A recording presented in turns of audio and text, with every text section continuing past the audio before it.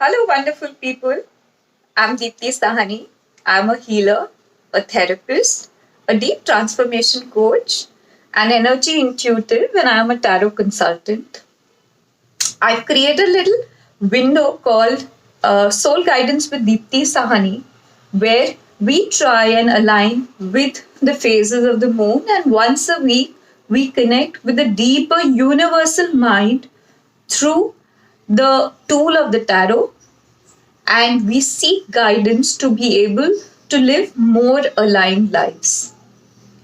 We are a mind, body, and spirit complex at all points in time, but very often we stay so held up living through our mind, the mental focus, or we are so caught up in our physical embodiment that we really do not try and make space for the spirit or the soul aspect to really come further and drive us in alignment. So, my endeavor is to help people to be able to create space in their lives by allowing the spirit to express itself. And eventually, our whole purpose is to keep living in alignment throughout. So let's see what spirit has to guide us given that we are into the first quarter of 2022. A week back, we had the new moon come up in the sky, and now 1 week into that energy, let's try and see what is it that we can really focus on this particular week. So, inviting you to take a couple of deep cleansing breaths, feel nourished. Take this time to be very comfortable, possibly sitting with a cup of tea. If you're in a colder region, you could wear some very comfy socks. And intentionally connecting with the energy of these beautiful cards. Spirit, please show us what is it that we can really work with in this given week.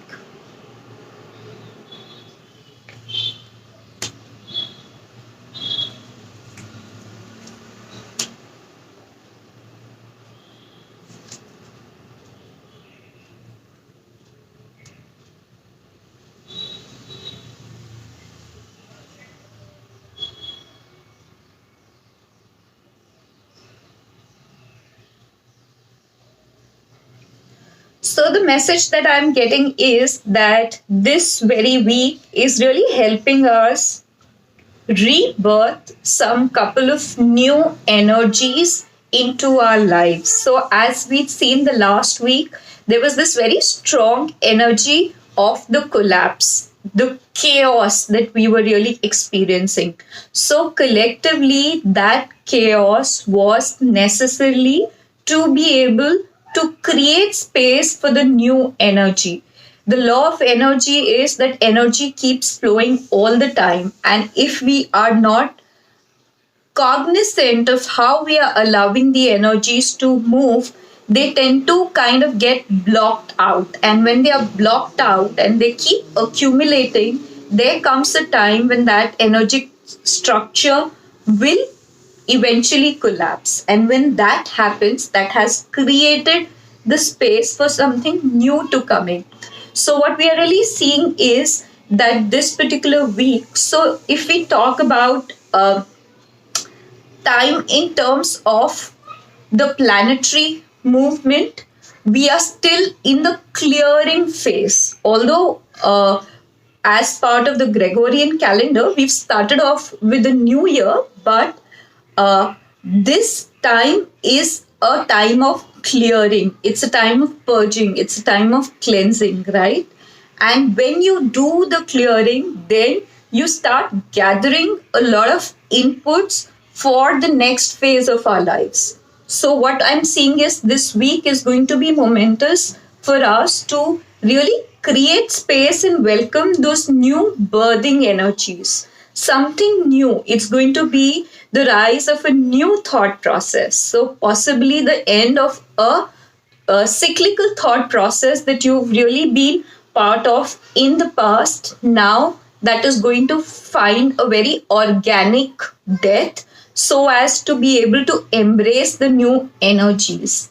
And if you're going through that cycle of the death of the old, Spirit is asking us to really stay connected to the innermost core of our heart, the inner child within us, and use this opportunity to really come into our own true power.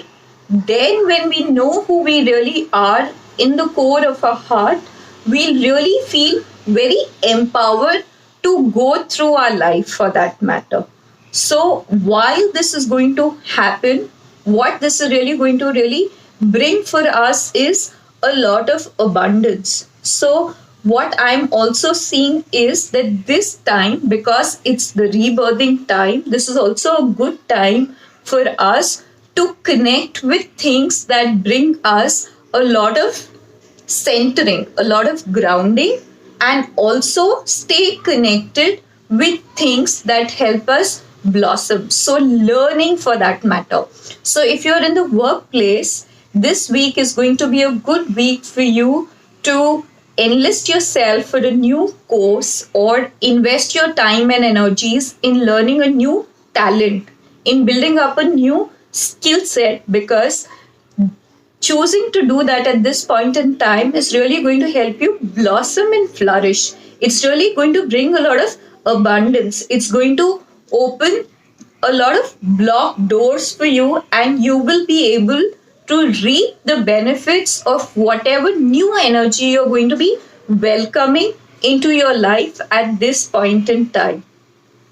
And what I'm really seeing is that this particular week is not going to be the week for us to be able to pointedly focus on any one aspect.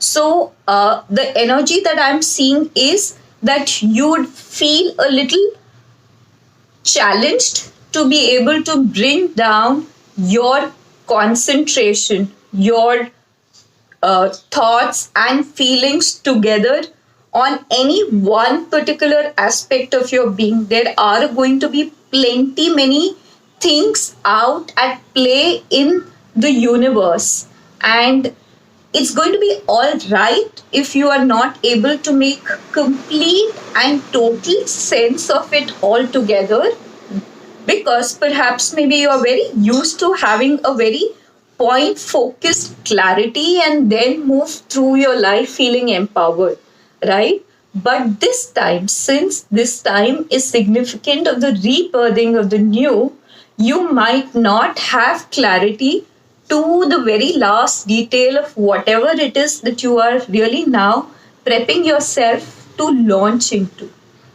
But just because you do not have clarity right up to the last point, that should not really discourage you from really getting started and committing yourself to that process. Because ultimately, it's going to bring you abundance, and the abundance is going to be in the journey and not just the destination.